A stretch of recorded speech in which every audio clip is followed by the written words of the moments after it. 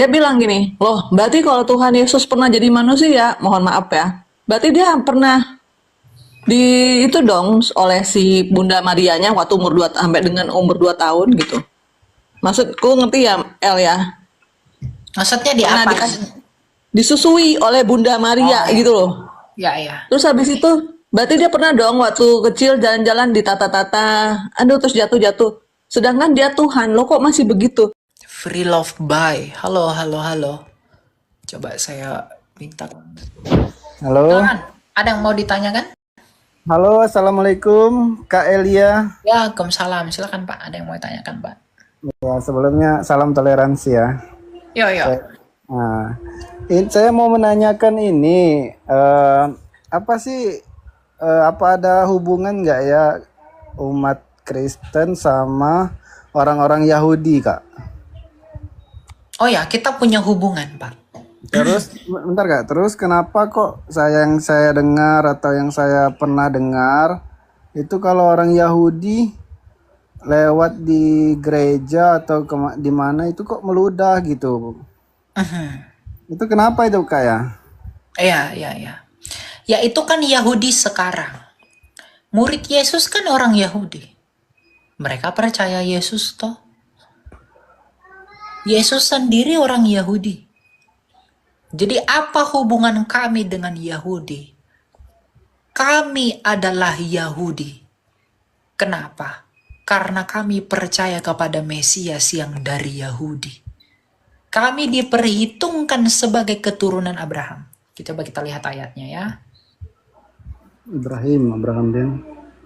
Ya. Bentar ya.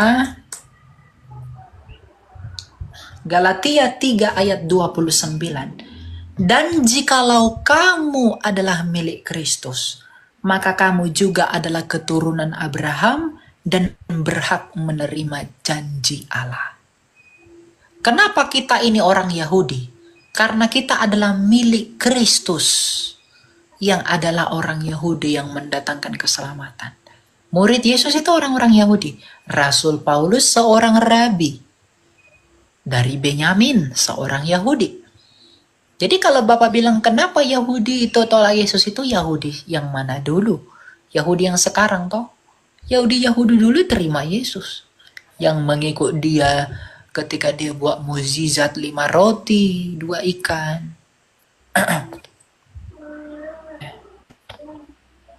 Dan lain-lain sebagainya. Jadi kalau dikatakan orang Yahudi itu tolak Yesus, Yahudi mana dulu? Nah, kenapa orang Yahudi sekarang lewat lewat sinagoga, lewat gereja mereka meludah? Karena mereka menganggap kami sembah berhala, padahal kami nggak sembah berhala. Tapi ada kabar baik, kabar yang sebenarnya tidak kabar baik juga. Orang Yahudi, ada seorang tokoh Yahudi, dia mengajak orang Kristen untuk rekonsiliasi menyambut Mesias. Jadi kita dengan Kristen dengan Yahudi itu adalah satu paham mengenai Mesias, meskipun berbeda tafsir mengenai siapa dia. Gitu loh. Ya. Jadi kami ini orang Kristen itu adalah orang-orang yang menerima janji akibat kebebalan orang Yahudi. Makanya Rasul Paulus berkata apa? Kalau bukan karena pelanggaran orang Yahudi, kita di luar Yahudi ini tidak memperoleh ganjaran itu. Tapi karena Yahudi menolak Kristus itu, maka keselamatan itu diberikan bagi bangsa-bangsa. Makanya di luar Yahudi dulu yang diselamatkan, nanti Yahudi belakangan. Tadinya mereka yang sulung, mereka jadi yang bungsu. Di luar Yahudi tadinya yang bungsu, menjadi yang sulung. Gitu. Karena bagaimanapun Yesus adalah orang Yahudi. Gitu ya. Oh gitu ya, paham saya Kak. Ini ada satu lagi Kak, pertanyaan boleh Kak ya? Ya silakan. Ini kan kalau menurut ajaran Islam Kak, mungkin yang Kakak maksud Mesayah itu Kalau bagi kami itu Nabi Isa yang turun di akhir zaman untuk menghadapi Dajjal gitu kan Kak. Nah, bagaimana dengan kalau dari menurut ajaran Kakak Kristen, terus Mesias itu sama nggak dengan Nabi Isa yang Oh yang menurut tidak. ajaran kami gitu. Terus, nah bentar Kak. Terus kalau menurut Yahudi, terus siapa lagi kalau menurut Yahudi Mesias bagi mereka Kak? Oke, ya. Apakah sama Yesus Kristus dengan Nabi Isa Al-Masih dalam iman Muslim? Tentu berbeda. Kenapa? Ibunya Nabi Isa itu adalah Siti Maryam yang adalah saudaranya Harun yang artinya dari Lewi. Sedangkan ibunya Yesus, Bunda Maria, itu dari Yehuda, bukan dari Lewi. Ibunya saja sudah berbeda. Yang kedua, ya, Bunda Maria itu mengandung Kristus dengan tunangannya, Santo Joseph. Siti Maryam dengan siapa? Tentu tidak ada. Al-Quran menceritakan bahwa Jibril lah yang meniupkan sesuatu kepada Siti Maryam, maka Nabi Isa lahir, betul enggak? Iya betul. Dia meniup. Betul? Iya benar. Nah, kalau Yesus dikandung dari Roh Kudus, bukan ditiup. Kalau seandainya itu sama, maka nggak boleh bertentangan. Kenapa? Karena kitabnya historis. Nah, kemudian Nabi Isa lahir di mana? Di bawah pohon korma. Yesus di Bethlehem. Menurut Bapak Gereja Eusebius dari Kaisarea mencatatkan bahwa Yesus lahir di kandang domba yang berupa goa di Bethlehem di dekat kawasan Migdal Eder, dekat makamnya si Esther. Itu ada dicatat. Jadi ibunya saja berbeda, sejarahnya berbeda, sukunya berbeda, identitasnya berbeda, deskripsinya berbeda. Bukankah lebih elok? Bukankah tidak elok kalau dikatakan itu sama? Padahal Kristen tetap mengklaim dengan data sejarahnya yang kaya, yang tak terbantahkan, itu sebagai kebenaran. Sedangkan teman-teman Muslim, karena berpikiran Al-Quran adalah dari Tuhan, maka juga tidak boleh disalahkan. Maka, karena dua narasi ini bertentangan antara Alkitab dengan Al-Quran, Alkitab dengan data sejarahnya yang begitu valid, Al-Quran dengan klaim teologinya itu datang dari Tuhan, tapi menceritakan deskripsi yang berbeda, maka harus dibedakan. Kalau disama-samakan, akan jadi rancu. Sejarah melawan teologi itu nggak fair. Sejarah harus lawan sejarah. Gitu loh. Nggak boleh sejarah lawan klaim teologi. Nggak boleh. Harus sejarah dengan sejarah. Yesus lahir di kandang domba, ada data sejarahnya, Pak. Yesus tersalib, tutup kitab suci, kita tahu dia tersalib. Yesus anak Bunda Maria, tutup kitab suci, kita tahu dia anak Bunda Maria. Yesus orang Yehuda, tutup Alkitab, buka sejarah, kita tahu dia orang Yehuda. Tapi tiba-tiba ada menarasikan yang lain, ya kita menghargai itu. Tapi kalau mau dituntut mana benar salah, minimal kasih dulu literasi sejarahnya sama kita. Tapi bagaimanapun nggak bisa. Kenapa? Karena data sejarah kekristenan itu yang paling tua. Data kekristenan itu lebih kaya. Makanya ketika saya mengatakan Yesus Kristus dengan Nabi Isa dalam iman Islam itu berbeda, itu bukan karena kebencian saya dengan Islam. Tapi karena justru saya menghargai iman Muslim. Saya menganggap iman Muslim adalah kebenaran bagi mereka yang menganggap itu kebenaran. Maka saya nggak mau ada perdebatan di antara kedua ini. Toh Islam mengklaim itu kebenaran. Ya kami mengklaim punya kami kebenaran. Tapi klaim kami dibuktikan dengan data sejarah.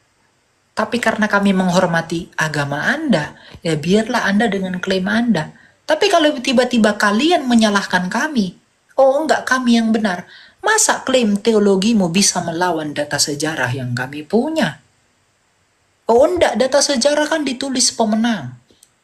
Loh, yang menang itu yang berkuasa di dunia ini lebih lama Islam loh Pak. Utsmaniyah yang merebut Bizantium, yang menumbangkan Konstantinopel, yang merebut Hagia Sophia. Tapi tetap berdiri di dalam pemeliharaan ilahi toh. Nah, cuma orang terlalu benci dengan saya. Maka mereka framing. Jadi itu berbeda ya, tidak pernah sama. Gitu, itu tujuan saya ngomong begitu. Nah, mengenai konsep Mesias tadi, siapa Mesiasnya orang Yahudi? Ya, kalau Mesias kami itu sudah datang, yaitu Yesus 2000 tahun lalu. Mesiasnya Yahudi siapa? Belum datang, masih ditunggu-tunggu. Karena Mesias yang Yahudi mau adalah yang membuat Israel menjadi negara adidaya nomor 1 dunia. Sama seperti Daud. Itu yang dimau orang Israel. Jadi orang Israel itu pengen ada satu tokoh yang membuat Israel itu menjadi negara yang paling maju di dunia. Itu mereka anggap Mesias. Yang membebaskan Israel dari perbudakan, itu mereka mau Mesias. Kalau Mesiasnya orang Yahudi adalah pembebasan bangsa itu dari perbudakan, maka Mesiasnya Kristen adalah pembebas dari perbudakan dosa, yaitu Kristus. Itulah Mesias kami. Sama-sama pembebas. Itu. Ya? Ya Kak, satu lagi Kak. Kalau dari ajaran Kristen itu percaya nggak Dajjal di akhir zaman itu Kak ya? Kami tidak percaya Dajjal ya. Saya tidak tahu Dajjal itu. Nah, Dajjal itu adalah murni ide teologinya Islam. Tapi kami percaya dengan satu sebutan, yaitu Antikristus. Antikristus dengan the Antichrist, sang Antikristus dengan Antikristus kecil-kecil itu berbeda. The Antichrist ada sang Antikristus. Itulah nanti yang akan menyatakan diri sebagai Allah. Yang di dalam 1 Tesalonika 2 ayat 4 itu loh. Yang akan membangun bait suci ketiga. Nah, gitu. Ya. Oke. Ini mungkin terakhir Kak pertanyaan. Ya, silakan. Kalau dari ajaran Islam kan nanti ada namanya hari akhir atau hari kiamat. Gimana kalau dari ajaran Kristen itu percaya nggak dengan hari akhir gitu Kak? Ya, kalau kamu percaya kiamat itu dalam imanmu kan dihancurkan, betul enggak? Ada wah meledak segala macam, bumi ini dihancurkan, bla bla bla, peristiwa-peristiwa gunung meletus, bla bla segala macam. Kalau dalam iman Kristen, kiamat itu tidak dipandang seperti itu. Ya, akhir zaman itu begini. Akhir zaman itu artinya Kristus datang menjadi hakim, dia membangkitkan orang mati, dan kami yang masih hidup ini, tubuh kami ini dalam sekejap diganti menjadi tubuh kemuliaan. Maka kami menyongsong dia di awan-awan. Itulah hari kebangkitan. Orang benar, domba dan kambing itu akan dipisahkan. Orang percaya akan disebut domba. Orang tidak percaya akan disebut kambing. Coba kita baca di dalam Wahyu ya. Bagaimana kiamat itu.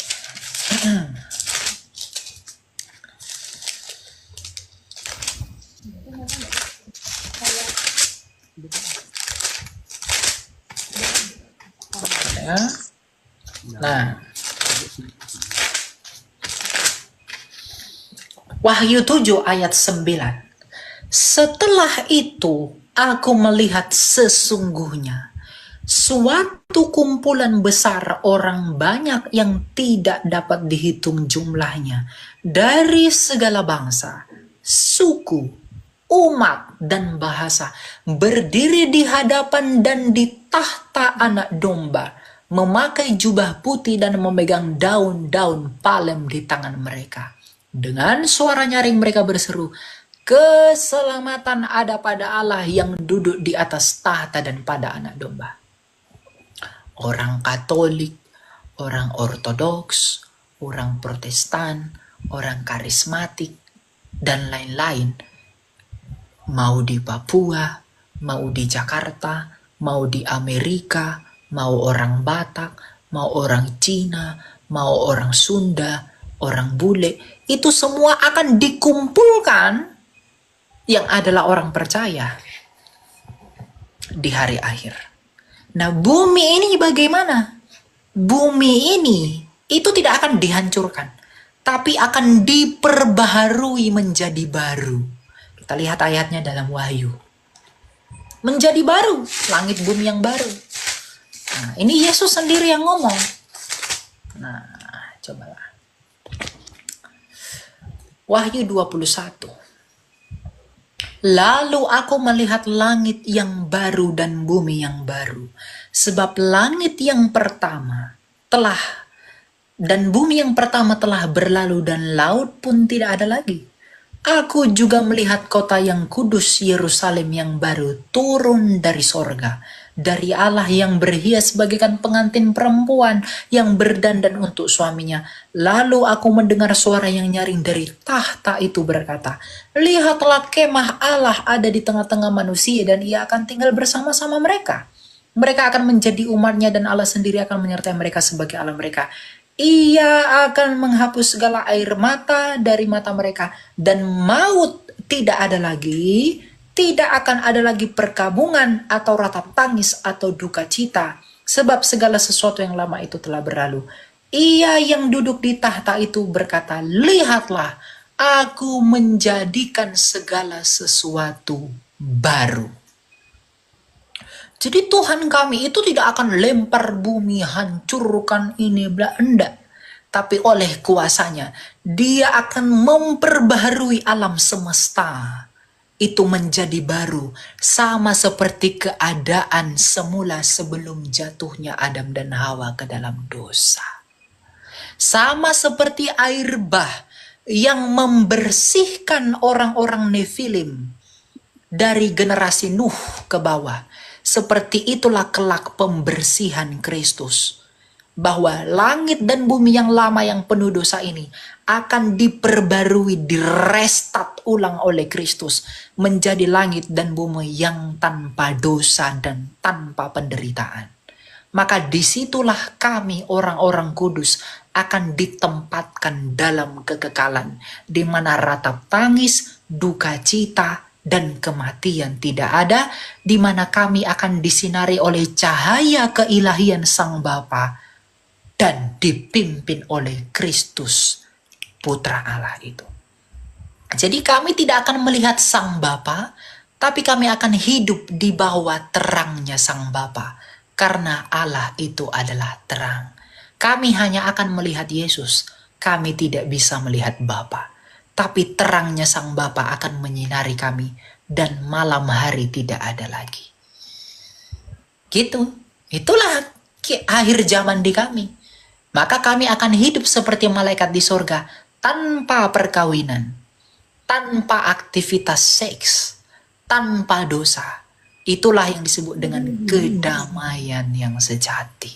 Artinya kami dikembalikan seperti keadaan Adam dan Hawa sebelum kejatuhannya ke dalam dosa. Itulah misinya Kristus. Langit bumi baru. Gitu ya. Oke Kak, terima kasih untuk penjelasannya Kak. Ya. Ada lagi kamu tanya? Kalau pertanyaan sih sebenarnya banyak Kak, tapi ini komentarnya banyak nggak sabar lagi. Ya. Oke, kasih kesempatan yang lainnya Kak. Oke. Ya datang berkati ya. Ya.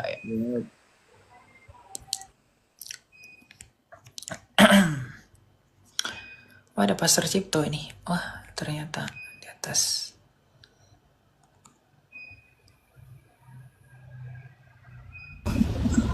Shalom, Pastor. Shalom Elia, luar biasa. Shalom. Apa Ya, kabar, shalom. Pastor? Ya, Sehat selalu ya. sehat ya Elia. Iya, Ya. iya. Saya sapa dulu semua yang dalam ruangan. Ya, silakan. Ya, shalom semua. Semua dipenuhi sukacita selalu, diberi umur panjang di tangan kanan tanpa terkecuali, di tangan kiri diberi kekayaan kemuliaan dalam berkenan Tuhan Yesus. Amin. Ya. Ini juga paralel di YT enggak Elia? Enggak ya? Anda belum mulai, Pastor. Oke, silakan. Oke, gitu ya. Oke, silakan Butterfly, ada yang mau ditanyakan? Halo, Shalom Elia, Shalom Pastor, Shalom buat teman-teman di TikTok. Ya, Jadi shalom. Elia kan jadi kan aku dengan Yeni ya, aku kan ada pelayanan namanya Butterfly Ministry. Nah, kalau teman-teman aku tuh banyak kan Muslim. Dan mereka suka bertanya ke aku dan aku suka menjawab lah ya, karena buat aku kan kita kan lebih karena kasih ya, jadi kita jawab gitu kan. Nah, ini ada satu pertanyaan dari teman aku yang menanyakan gini, pernah nggak sih Tuhan Yesus, satu pertanyaannya gini, Tuhan Yesus itu siapa gitu kan. Saya bilang gini, 100% manusia, 100% Tuhan. Nah, correct me if I'm wrong ya Elia ya. Ya. Terus yang kedua, terus pernah nggak sih Tuhan Yesus itu menyatakan, akulah Allah, sembahlah aku. Nah, aku dapatnya itu kan Yohanes ya, yang Yohanes itu waktu Tuhan Yesus sedang di sinagog, terus dia menyebutkan bahwa kalau kamu melihat aku, kamu melihat Allah, kan gitu kan. Ya. Tapi aku cari-cari memang nggak ada sembahlah aku, itu kan nggak ada. Terus aku bilang gini, Tuhan Yesus itu nggak pernah minta disembah, aku bilang. Jawaban aku ke mereka kan. Terus tapi Tuhan Yesus menyatakan bahwa kalau kamu melihat aku, kalau kamu mengenal aku, kamu mengenal Allah. Nah, aku juga jelasin kenapa kok mau-maunya Allah itu apa istilahnya berkorban buat dosa manusia. Nah, aku kasih contoh yaitu orang tua ya. Misalnya mama saya sakit ya, kami sakit nih, anak-anaknya ibu saya, mami saya bilang gini, daripada kalian yang sakit, mendingan aku yang sakit, merasakan sakit itu daripada kalian. Karena cintanya besar. Aku kasih analogi itu. Nah, jadi maksud aku gini.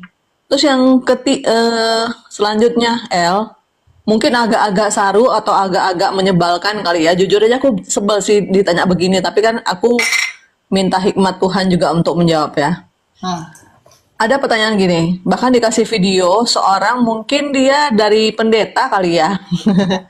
Pendeta, terus dia convert ke agama lain lah ya gitu ya. Dia bilang gini, loh berarti kalau Tuhan Yesus pernah jadi manusia, mohon maaf ya, berarti dia pernah itu dong oleh si Bunda Marianya waktu umur 2 sampai dengan umur 2 tahun gitu. Maksudku ngerti ya El ya? Maksudnya di Pernah apa? disusui oleh Bunda Maria gitu loh. Ya. Terus habis itu berarti dia pernah dong waktu kecil jalan-jalan ditata-tata, aduh terus jatuh-jatuh. Sedangkan dia Tuhan, lo kok masih begitu? So, aku jawabnya begini, karena aku bilang, satu, aku tidak paham sejarah tentang kekristenan, tapi buat aku iman Kristen itu adalah sedikit tahu lakukan, banyak tahu lakukan, karena iman tanpa perbuatan adalah mati. Jadi lebih penting tuh praktek. Aku bilang ke dia, kalau saya ditanya nomor ayat saya nggak hafal, tapi saya tahu ayat-ayat tentang ini, tapi nggak banyak, saya bilang, karena saya lebih ke praktek. Nah, itu Elia ada tahu nggak sih sejarah kayak gituan gitu, semasa Tuhan Yesus hidup gitu loh. Ya. Nah, terus selanjutnya ditanya juga, umur berapakah Tuhan Yesus menyatakan dirinya sebagai Allah? Nah gitu kan. Aku bilang, nah aku kan nggak hafal ya El. Terus aku bilang, umur 12 tahun waktu beliau memberikan khotbah di sinagog, itu kayaknya yang pertama kali. Ketika mama papanya cari dia, nah aku ngobrol ke mereka seperti itu ya kalimatnya ya. Ketika papa mamanya cari dia waktu mau pulang dari sinagog, lo kok Tuhan Yesus nggak ada ya? Ternyata beliau sedang ngobrol, seperti sedang berkhotbah, dan orang banyak mendengarkan di sinagog itu, dan mereka bingung. Loh ini anak tukang kayu, istilahnya sederhana, orang miskin, kok lu pinter banget kan gitu ya istilahnya ya. Sedang sinagog ini kan S3-nya teologi ya, dan yang bisa kuliah di sinagog itu hanya orang-orang terpandang, orang kaya, orang cendekiawan kayak Paulus, saya bilang gitu. Tapi Paulus pun bilang apa sesudah kenal Tuhan Yesus? Ternyata padahal polisi itu kan udah pintar, murid paling top, murid paling sadis Kalau juga. bisa satu-satu dulu, soalnya saya nanti bingung Oh, maksudnya. oke. Nah, jadi itu dia pertanyaannya. Perkapan Tuhan Yesus menyatakan dirinya sebagai Allah? Nah, itu dia. Allah dan Tuhan ya, oke. Nah, oke. Thank you, Elia. Kapan Yesus menyebut dirinya Allah Tuhan dan menyembah Dia? Yang kedua tadi apa tadi? Apakah dia mengalami kemanusiaan seperti Oke, manusia dia juga, yaitu kemanusiaan. disusui, gitu-gitu. Oke, Pastor mau dijawab, Pastor? Silakan, Pastor. Ya, Shalom ya Kak Butterfly, Tuhan Yesus sayang Kak Butterfly. Nah, tentu bagi orang yang mengolok tentang Tuhan Yesus kapan mengakui Allah, dalam iman Kristen bukan sekedar pengakuan, meskipun pengakuan itu ada. Dari kacamata pengolok ada 20 sekian nabi. Jajarkan 20 sekian nabi, tidak ada yang berani mengucapkan setegas seperti perkataan-perkataan Tuhan Yesus ini. Di antaranya Tuhan Yesus berkata sendiri, ini bukan perkataan muridnya, perkataan Tuhan Yesus sendiri bahwa akulah Sang Maha Kuasa. Di mana dalilnya? Catat, ada di Wahyu 1 ayat 8. Jajarkan, nabi nomor berapapun ada nggak yang berani berkata begitu? Nabi nomor 21 kek, nomor 7 kek, nomor 24, 25, tidak ada yang berani berkata begitu. Perkataan Tuhan Yesus berikutnya, nanti kita lihat selain dari perkataan Tuhan Yesus, juga dari nubuatan, juga dari kekuasaannya. Sekarang dari perkataan dulu. Banyak firman dari Tuhan Yesus, tapi saya bacakan beberapa aja. Perkataan berikutnya, Tuhan Yesus berkata, sebelum dunia ini ada, aku sudah ada. Ada nggak nabi nomor berapapun yang berani berkata seperti itu? Nabi nomor 4, nomor 10, nomor 24, nabi nomor 25. Kalau dari kacamata iman Kristen, nabi bukan hanya 20 sekian ya. Karena Daud pun bertemu dengan ratusan nabi. Tetapi dari kacamata pengolok ada 20 sekian nabi. Maka tidak ada satupun nabi berani berkata sebelum dunia ada, aku sudah ada. Hanya Tuhan Yesus yang berkata begitu. Di mana dalilnya? Catat tegas, ada di Yohanes 17 ayat 5. Perkataan ketiga, Tuhan Yesus sendiri berkata bahwa aku dari atas, kamu semua dari bumi ini. Aku dari surga, kamu dari dunia. Kamu dari bawah, aku dari atas. Semua nabi yang nomor berapapun tidak ada yang berani berkata seperti itu. Di mana Tuhan Yesus berkata dalil itu di mana? Catat, ada di Yohanes 8 ayat 23. Aku dari atas dari surga, kalian semua dari bawah dari bumi. Kita tahu sebutan Allah itu juga adalah sang awal dan sang akhir, alfa dan omega, al awal dan al akhir. Tidak ada yang lebih awal daripada dia, tidak ada yang lebih akhir daripada ia. Tuhan Yesus berkata sendiri, akulah sang awal dan sang akhir. Di mana dalilnya? Ada di Wahyu 22 ayat 13, perkataan Tuhan Yesus sendiri. Di antaranya Tuhan Yesus mengatakan itu. Nah sekarang dari nubuatan. Banyak orang berkata coba cari semua nabi yang manapun yang mengaku nabi terakhir. Mungkin dari Indonesia ada yang mengaku nabi terakhir, Lia Eden zaman dulu. Ada juga orang dari Portugal mengaku nabi terakhir. Ada juga orang dari Arab mengaku juga nabi terakhir, menyempurnakan yang lain. Bagi orang Kristen mudah untuk membedakan mana yang palsu, mana yang tidak, yaitu ada nubuatan tidak. Kita tahu yang di Kristen nubuatan itu perkataan Allah melalui nabi-nabi terdahulu, di kitab-kitab terdahulu. Karena itu nubuatan bagi Tuhan Yesus ada. Kalau kita baca Kejadian 1 ayat 1, oh ya saya belok dulu, waktu saya mengatakan nabi dari Arab, saya tidak bicara agama tertentu, tapi itu kejadian 10 tahun lalu diantaranya. Ada orang ngaku-ngaku nabi dari Arab sebagai terakhir dan punya kitab juga.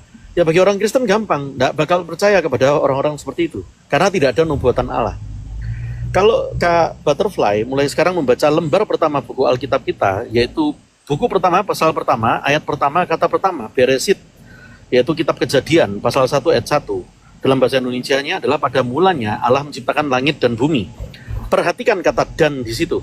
Kata dan di situ dalam bahasa Indonesia sering kita remehkan. Dalam bahasa Ibraninya, dan itu adalah et, yang terdiri dari dua huruf, yaitu alef dan taf. Alef itu adalah alfa, huruf pertama. Taf itu adalah huruf terakhir. Berarti membaca Kejadian 1 ayat 1, membacanya adalah demikian. Pada mulanya adalah alef dan taf. Pada mulanya adalah sang awal dan sang akhir. Itu sejalan dengan Yohanes 1 ayat 1, pada mulanya adalah firman. Firman itu adalah Allah dan firman itu menjadi manusia. Di Yohanes 1 ayat 14. Sebab itulah Tuhan Yesus berkata, akulah sang awal dan sang akhir. Nah itu dari pengakuan-pengakuan. Meskipun kita tahu kekuasaan Tuhan Yesus bukan hanya dari pengakuan, dari nubuatan. Juga selain dari nubuatan, kekuasaannya pula. Sering orang Kristen menyampaikan Tuhan Yesus bisa membangkitkan orang mati. Tapi pengolok suka mengolok-ngolok. Kalau cuma membangkitkan orang mati, zaman modern ada orang berdoa bisa orang mati bangkit. Apakah dia juga jadi Tuhan? Mari kita lihat sekarang kekuasaan yang tidak mungkin bisa dikerjakan oleh orang yang lain. Oleh orang yang cuma orang saja. Yaitu apa? Memerintah nabi-nabi. Tuhan Yesus berkata sendiri, aku berkuasa menyuruh nabi-nabiku. Tuhan Yesus juga berkata, aku berkuasa menyuruh malaikat-malaikatku. Catat dalilnya. Kita tahu pemilik nabi itu adalah siapa? Adalah sang Elohim itu sendiri, Allah itu sendiri. Ya. Kita tahu juga apa yang memiliki malaikat adalah siapa? Sang Elohim itu sendiri. Sembari saya teruskan dulu. Juga dari kekuasaan Tuhan Yesus adalah menciptakan alam semesta. Yohanes 1 ayat 3 Tuhan Yesus berkata, Tuhan Yesus adalah disebut sebagai apa? Sang pencipta alam semesta. Segala sesuatu diciptakan bagi dia, oleh dia, untuk dia. Juga di Kolose 1 ayat 15. Ia adalah pencipta alam semesta. Karena itu dari kekuasaannya, dari pengakuannya, maupun juga dari nubuatan-nubuatan itu lengkap. Tidak ada yang seperti Tuhan Yesus berani berkata, aku dari atas, akulah sang maha kuasa, akulah sang awal dan sang akhir, dan tidak ada yang berani berkata, aku dari surga, kamu semua dari dunia ini, kamu dari bawah. Karena itu malaikat pun, kita tahu malaikat itu pekerjaannya adalah melayani Allah. Nah, malaikat melayani Tuhan Yesus. Matius 4 ayat 11, dalilnya di sana, catat tegas. Kemudian dikatakan juga malaikat menyembah Tuhan Yesus. Dalilnya di Ibrani 1 ayat 5. Catat dalilnya di situ. Di Wahyu 22 ayat 16, Tuhan Yesus berkuasa menyuruh malaikat. Catat dalilnya dari sana. Dalil berikutnya Matius 23 ayat 34. Tuhan Yesus berkuasa menyuruh nabi-nabinya. Karena itu ada pengakuan dari Tuhan Yesus sendiri, ada kekuasaan sebagai pencipta alam semesta, dan juga ada nubuatan dari ribuan tahun sebelumnya dari kitab-kitab terdahulu. Karena itu membaca dari bahasa asli Beresit bara Elohim, itu di situ ada kata dan adalah et. Et itu adalah sang awal dan sang akhir. Demikian Butterfly. Ya. Gitu ya, Butterfly. Kalau mungkin saya mau tambah ya mengenai Yesus itu, di manakah Yesus berkata akulah Tuhan? Dalam Yohanes 13 ayat 13, Yesus berkata, yuk di mute dulu ya. Yesus berkata, kamu berkata akulah guru dan Tuhan, katamu itu tepat karena memang akulah guru dan Tuhan. Mengenai yang menyembah dia, Yesus adalah orang benar. Kalau dia tidak patut disembah, dia tidak mungkin menerima penyembahan. Tapi buktinya, Matius 8 ayat 2. Maka datanglah seorang yang sakit kusta kepadanya, lalu sujud menyembah dia. Tapi apakah yang sakit kusta itu dimarahi Yesus? Kamu jangan sembah aku. Matius 9 ayat 18. Sementara Yesus berbicara demikian kepada mereka, datanglah seorang kepala rumah ibadat, lalu menyembah dia. Kepala rumah ibadat menyembah dia. Tapi apakah Yesus menolak penyembahan kepala rumah ibadat itu? Tidak. Yohanes 9 ayat 38 katanya, aku percaya Tuhan, lalu sujud menyembahnya. Di sini Yesus disebut sebagai Tuhan, dan dia disembah. Kalau Yesus memang bukan Tuhan dan dia tidak mau disembah, dia akan mengatakan orang itu, jangan sembah aku dan aku bukan Tuhan. Tapi Yesus tidak menyangkal itu, malah diperhitungkan sebagai iman. Lalu Matius 15:25. Tetapi perempuan itu mendekat dan menyembah dia. Apakah Yesus menolak penyembahan itu? Tidak. Matius 28 ayat 9, ini Maria Magdalena. Tiba-tiba Yesus berjumpa dengan mereka dan berkata, salam bagimu. Mereka mendekatinya dan memeluk kakinya serta menyembahnya. Yesus itu disebut Tuhan dan disembah, tapi dia tak menolak penyembahan. Dan dia tak menolak disebut Tuhan, malah diperhitungkan sebagai iman. Artinya Yesus memang demikian. Masalah kapan Yesus disebut Tuhan? Lukas 2 ayat 11. Hari ini telah lahir bagimu Kristus Tuhan di kota Daud. malaikat yang mengatakan bahwa Yesus adalah Tuhan. Jadi malaikat sendiri yang bersaksi mengenai Yesus adalah Tuhan. Kemudian ucapan Yesus sendiri. Coba kita lihat di dalam Yohanes 13 ayat 31. Sesudah Yudas pergi, berkatalah Yesus, sekarang anak manusia dipermuliakan dan Allah dipermuliakan di dalam dia. Dan ini perkataan Yesus yang paling mencekam. Demikianlah kata Yesus. Lalu ia menengadah ke langit dan berkata, Bapa, telah tiba saatnya, permuliakanlah anakmu, supaya anakmu mempermuliakan engkau. Oleh sebab itu ya Bapa, permuliakanlah aku padamu sendiri dengan kemuliaan yang kumiliki di hadiratmu sebelum dunia ini ada. Siapakah yang ada sebelum dunia ini ada? Kalau Yesus bukan Tuhan, mungkinkah dia ada sebelum dunia ada? Kalau Yesus ciptaan, mungkinkah dia ada sebelum dunia ada? Di hadirat Allah.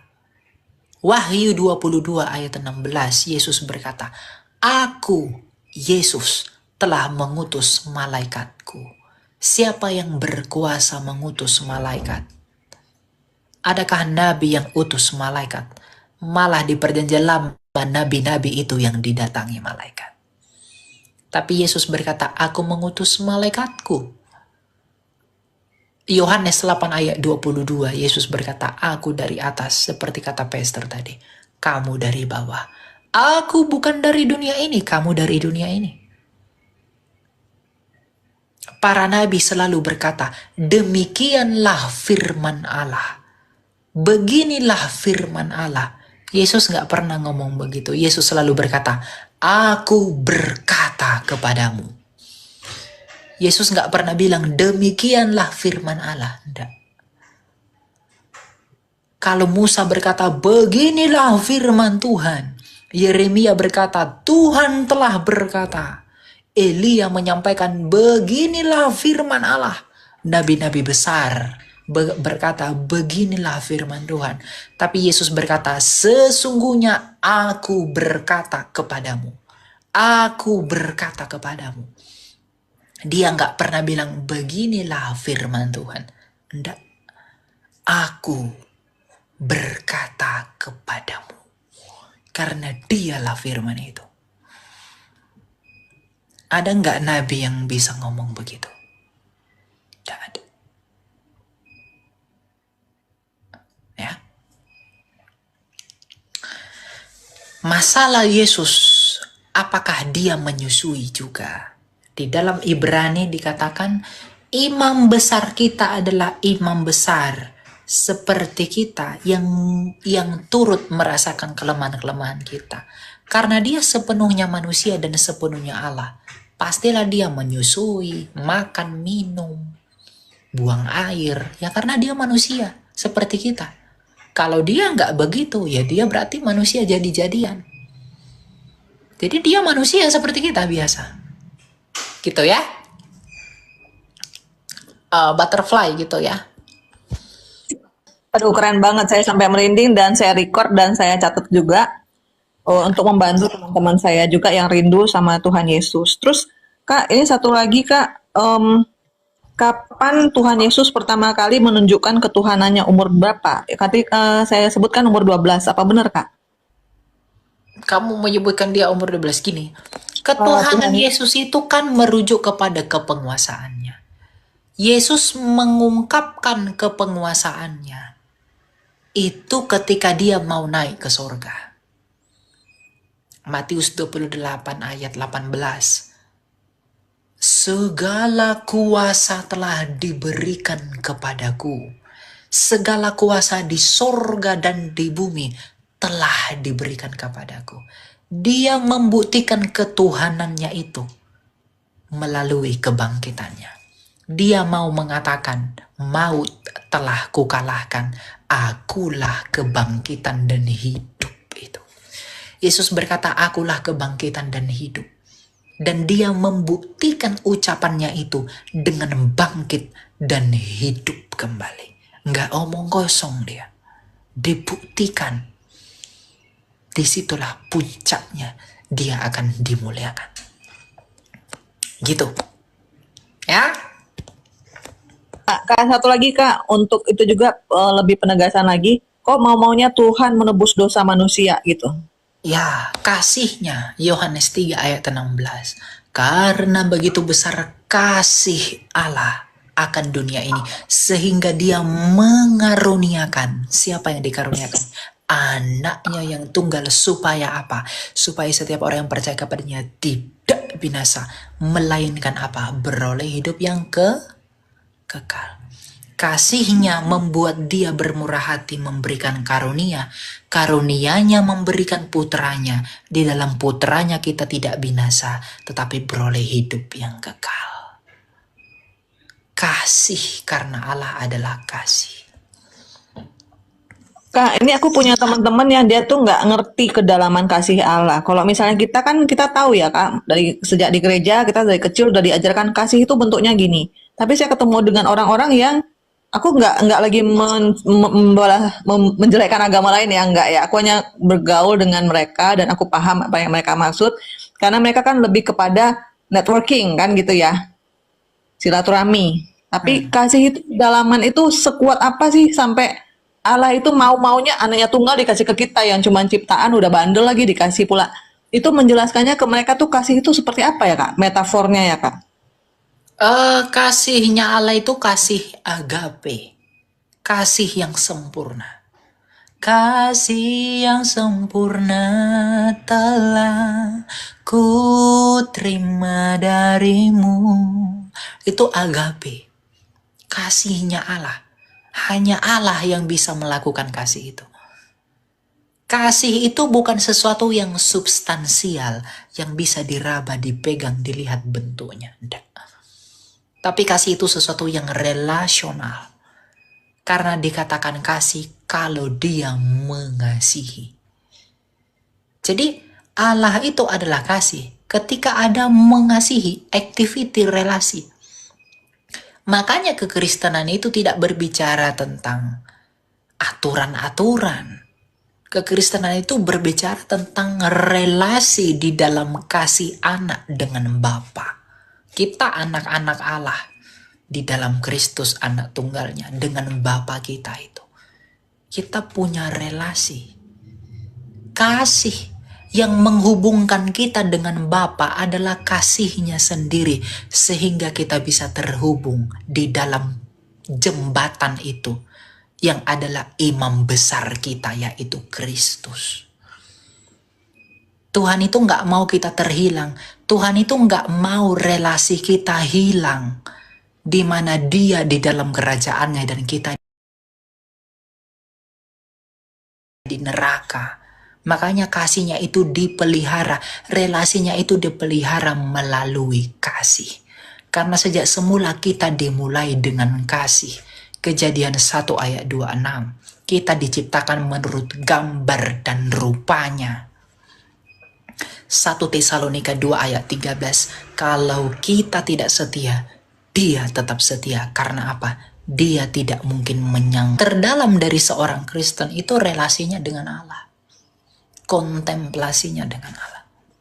Tapi harus di dalam Kristus.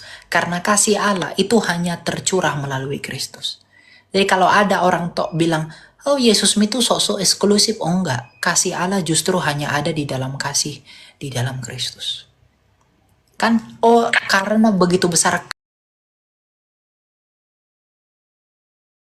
kasih Allah akan dunia ini sehingga Ia mengaruniakan anaknya yang gitu ya. Sabar gitu ya. Butterfly ya. Luar biasa dahsyat, sudah saya record, nanti saya kasih ke teman saya yang membutuhkan. Thank you Kak. Thank you Kak juga hambanya. Terima kasih. Ya Tuhan berkati. Silakan Yuyu. Oke Kak, terima kasih Kak. Ada Saya pengen tahu nih. Silakan. Kenapa? Ya, kenapa Tuhan Yesus harus turun ke bumi untuk menghapus dosa-dosa manusia? Ya karena kasihnya. Karena kasihnya. Betul. Yesus diutus? Kenapa harus diutus? Ya karena dia adalah firman-Nya Bapa, maka diutus Bapa keluar dari dirinya. Masuk ke Ya, Yesus kan firman Bapa yang di dalam Bapa. Keluar dari Bapa.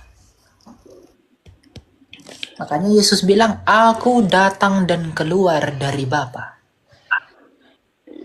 Mana ada orang lain bisa bilang aku keluar dari Bapa. Hanya Yesus. Kalau memang Yesus Tuhan, kenapa dia harus turun ke bumi? Kenapa dia tinggal ngampunin aja di atas sana kan? Oh, nggak bisa. Pengampunan itu harus dengan nyawa. Nyawa Tuhan itu sendiri yang menghapuskan dosa hamba-hambanya gitu. Nyawa manusia. Karena manusia yang berdosa. Makanya Yesus sebagai manusia, bukan jadi kambing dia. Iya, saya paham tuh, untuk menghapus dosa ciptaan dia sendiri kan. Maksudnya kan namanya ciptaan dia udah penuh dosa. Kenapa nggak dia maafkan aja? Hapus aja semua dosa-dosa. Ngapain dia turun ke bumi? Upah dosa adalah kematian. Berarti Dia sendiri, dengar dulu. Dia sendiri yang ngomong upah dosa adalah kematian. Maka untuk menggantikan kematian itu ya harus dengan kematian. Makanya dia memberikan anaknya. Itu membuktikan Allah kami itu setia kepada ucapannya dan firmannya.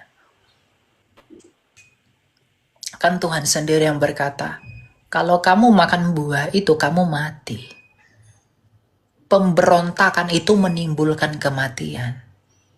Ya maka setiap orang yang berdosa dan yang memberontak itu pasti mengalami kematian. Dan Yesus datang ke dunia ini mati. Itu untuk mengalahkan kematian itu.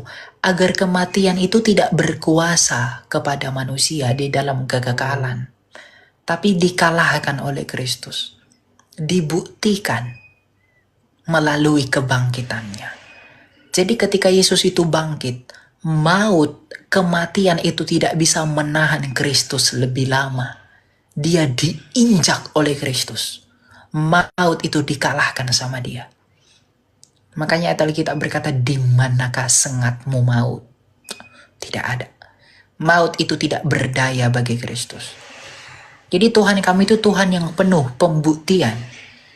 Penuh otoritas. Dia tidak hanya ngomong cuap-cuap saja, tapi tak ada bukti. Dia membuktikan semua. Gitu.